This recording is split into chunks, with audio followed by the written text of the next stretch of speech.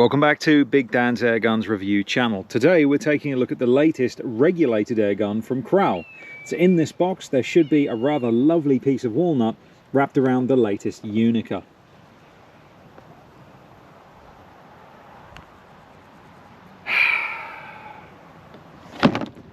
Why do they keep sending me tactical things?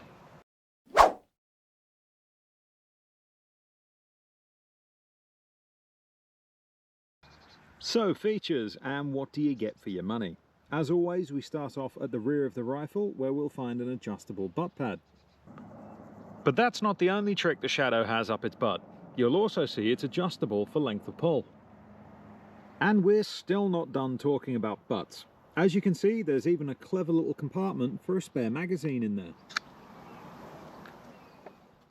Moving slightly further along, you can also find an adjustable cheek piece. The buttstock is also collapsible, making it a touch more portable than you might think. Moving on, we get to the grip, which is actually rubber. Very nice touch. Moving along, we get to the trigger, which is Kral's match-type adjustable two-stage unit. We'll talk about that a bit later on. The Shadow is also a spring-assisted side-lever-operated rifle. The safety is a selector switch on the right-hand side of the action. Coming further up, we have a large Picatinny scope rail. Attached is a Conus Pro ballistic 4-16x50, which we'll be using for accuracy testing a bit later on. Coming down a touch, we have the quick barrel release mechanism, handy for cleaning the barrel or for caliber changing in FAC. As we come down lower into the bowels of the action, we'll find Kral's new regulator and the regulator pressure gauge. We'll test just how good that new regulator is a bit later on. Slightly further ahead, you'll find another Picatinny rail, which I've attached a Conus tactical bipod to. On the right-hand side, you'll find the air pressure gauge, and on the opposite is Kral's completely stupid Foster fill probe that's far too big for its own good and sticks out like a wart. Kral do give you an adapter to fit on this probe so you can at least fill the rifle up, but it's a threaded adapter, which makes the fat built-in Foster probe completely redundant. So to make the rifle a true quick fill, you need to buy an adapter to screw onto the thread of the adapter to make it an actual Foster fill setup. It's absolutely bonkers. For the love of God, Kral, get rid of this crappy system. Back to the good stuff, however, and further up you can see the rifle comes with a massive 500cc bottle. It'll be interesting to see how many shots per fill this gives us in the chronograph test. As we come up, we can see the Shadow comes with a shrouded barrel and 1/2" UNF thread, which I've attached a somewhat girthy Kral XL moderator to. And finally, we get to talk about what comes with the rifle. With the Shadow, you get 2 magazines as standard, a single shot tray, and the hard case you can see in front of you now. The rifle is more expensive for a Kral at £640 including testing at Big Dan's Airguns. Shameless plug. However, it's an undeniably incredibly well-spec'd gun. The fact we spent a good while just talking about its butt shows just how much is on offer. But before the Shadow puts a restraining order on me, let's take a quick look at those mags and see what they're all about. Okay, so loading the mags. How easy or hard is it? What I will say, if there's people watching this and you already own a Kral, skip this part, you already know how it works, there's no change here. But to those new to the Kral or thinking about picking up a Kral, thankfully it's really easy to do. So on the top of your mag rotor, you can see here, or on the tray I should say, there's an arrow going clockwise. So simply grab the top of the tray, which separates like so, spin it the whole way around. Be a little bit cautious because you are basically putting a spring under tension while doing this, so if you're a bit loose with it, it might snap in your hands and fly off all over the place, but again, it's not too bad. Just hold it in place like that. If you can, ideally, use your middle finger to cover up the pellet hole there, because otherwise your pellet, you know what, well, sod's law is, as we call it, the pellet's going to go straight through and hit the table. So use your middle finger to cover up the pellet hole, and just load your pellet in, nose first. Doing this through a camera, so I'm completely bodging it, but nose first, straight away like that. And basically continue until you're done. You don't have to worry about your middle finger covering up the first pellet hole now. It's being held completely in place by the spring tension. And again, the rotor you can see is now completely loose as well. So, easy as that. But the mags might be nice, but it's all going to fall apart if the gun feels nasty in the shoulder. Let's put it in there, get the camera set up, and see what it's like. So then, handling, and what do we think of the Kral Shadow? It's uncomfortable. You can probably tell that. I'll tell you for why. Number one, the rail here, it's clearly designed to be either a bench rest sort of gun or an ambush type hunting gun. It's not designed really for sort of walking shooting or that sort of thing. Walked up style shooting is the term I'm trying to think of. Yeah, it's not really designed for that. So your hand is resting on this rail. The other thing is the stupid fill probe that Kral, if you're watching this, why are you staying with this system? This probe jutting out here, it kind of, your thumb just wants to sit on it, which is not really great, to be honest with you. In the leading hand, it's not very comfortable. The other thing is, if I do this, you can see what my fingers are doing, wrapping around the pressure gauge. To be fair, I'll leave it to you at home if it's completely fair to pick on it for this. Like I said, I don't think sort of walked up style shooting is what the gun's designed for, but it's up to you. It's worth mentioning. What I will say, however, while this hand is uncomfortable, this hand is living the life of luxury. I've got a lovely rubber grip to get a hold of. Again, it's nice and tacky. You've got plenty of grip on there, and I don't think there's going to be any complaints about that whatsoever. The other thing that is really good is the sheer amount of features you've got in the buttstock as well. So you can raise and lower the cheek piece, as you saw earlier. You can extend the length of pull if you wanted to. You can obviously bring it back like you can see here. And the other nice feature that I really like is the cheeky little mag holder back here. That is genuinely quite smart. So with that out of the way, let's talk about the cocking action. What's this like? Now with most Krals, the cocking action is very smooth, but there's a bit of weight to it. You can feel there's a heavy old spring. Now with this, again, you've got the spring assisted opening. With this, it's light as a feather. I know you can't see it on that side of the gun, but there's definitely something going on there, or they've done work on this to lighten up that load a little bit on that spring. It is smooth. Right, so whack the safety off. Safety's a bit strange. Why is it on the right side of the gun and not the left? Your thumb naturally wants to be here to flick it on and off like your Armor Light rifles in America and things like that. So why is it on the right hand side? I don't know. So let's have a go now at trigger. The gun is empty, as you can see there. There's no mag. Second. You can see me bouncing off, hopefully. Right, two things I'll mention. One, you might have been able to hear through the camera. Number one, yes, it is a creep-free second stage. There's a little bit maybe more weight there than what I would like. It is, I don't want to say it's Turkish in the way the trigger feels, but such as with the Webley Eagle, some of the ATAs that I've shot, there's a bit of, I wouldn't even say weight, but well, I suppose, yeah, weight. It takes a bit of pressure to break that second stage. Let me just go again. So you can see there, second, very short first. Second, pulling, pulling, pulling, off it goes. Now it's not as bad as it looks. I have measured the pull weight on this, and hopefully you'll see some footage now somewhere. It's around, off memory, the 2 pound mark pull. So it's not too terrible, to be fair. In fact, it's not bad at all. It's definitely not a bad trigger. But maybe if that was a little lighter, it'd be nicer.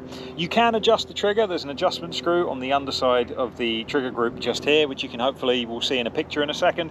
So you can maybe have a fiddle with that and tune that out. We'll maybe have a play with that a bit later on.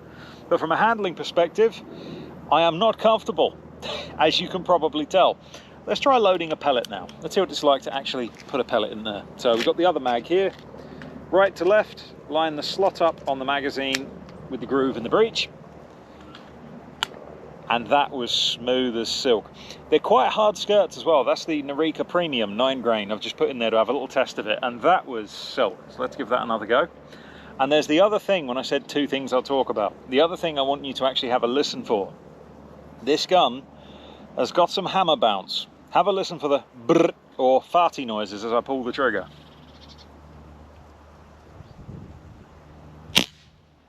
Did you catch that? Let's do it again.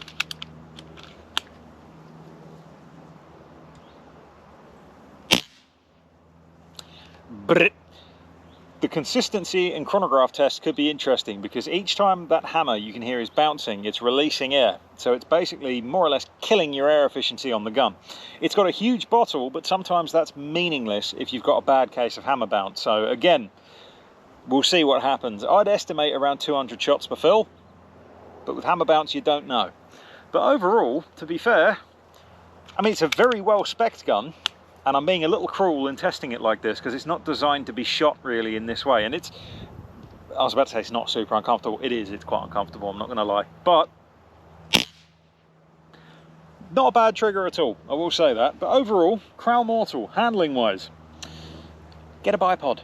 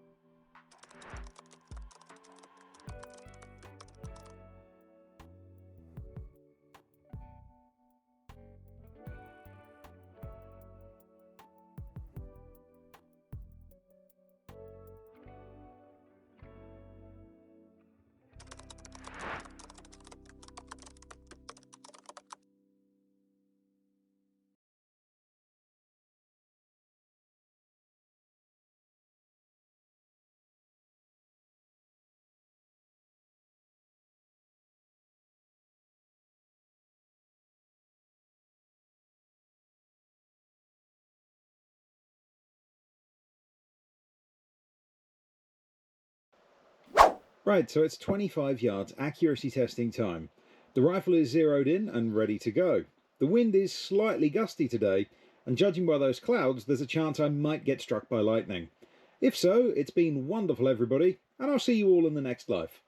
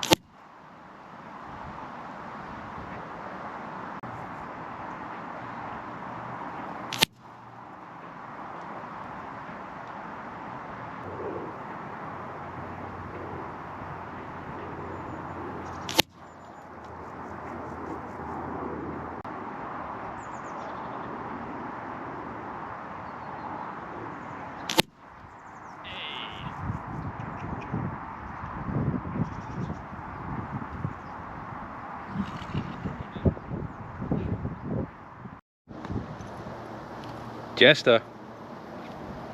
You suck!